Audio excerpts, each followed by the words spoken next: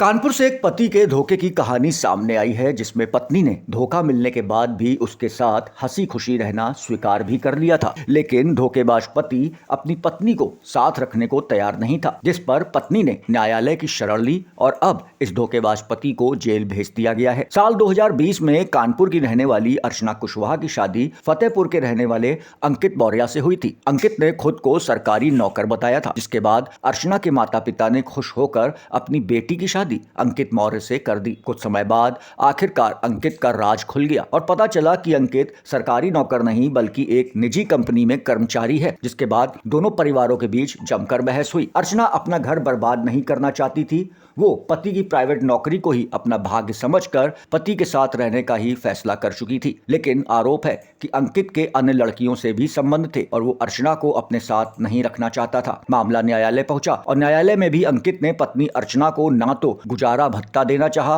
और ना ही उसके साथ जीवन बिताना चाहा, जिसके बाद न्यायालय ने ऐसा फैसला सुनाया कि सब दंग रह गए। न्यायालय ने अंकित मौर्य को पत्नी को छोड़ने के आरोप में जेल भेज दिया है।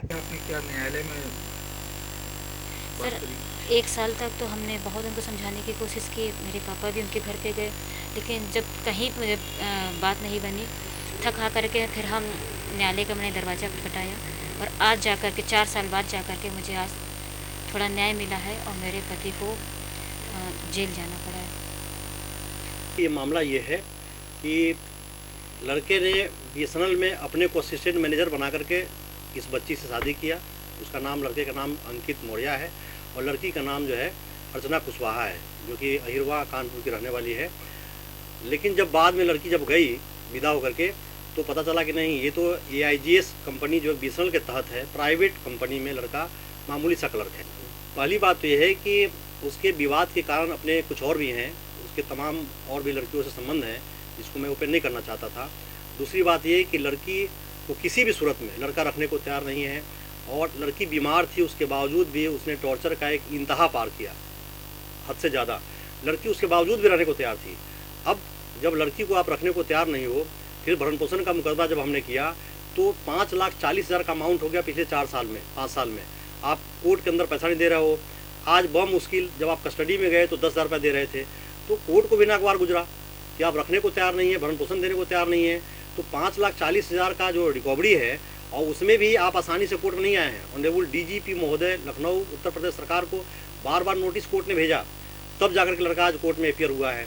जबकि इसके पहले SHO को, SP फतेहपुर को बार बार नोटिस दिया गया। तो आसानी से जब लड़का कोई कोर्ट में नहीं आया है और न्याय का पालन नहीं किया है, तो जाहिर सी बात है कोर्ट को भी नागवार गुजरा। उसका जो एटीट्यूड था, उसका जो व्यवहार था।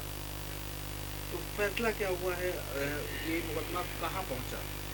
इस मुकदमे में रिकवरी वारंट जारी थी और AW और RW। AW का मतलब है जो आपका व्यक्तिगत गिरफ्तारी है, वो है अरेस्ट वारंट था और रिकवरी वारंट दोनों साथ में था।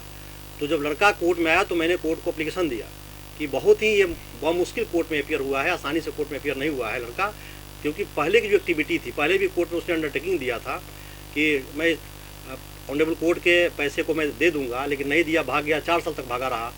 तो कोर्ट को लगा कि हाँ, ये ब्लफ मार रहा है और आज भी जब वो देने को तैयार नहीं हुआ तो कोर्ट ने हमारी एप्लीकेशन को स्वीकार किया और उसके बाद उसको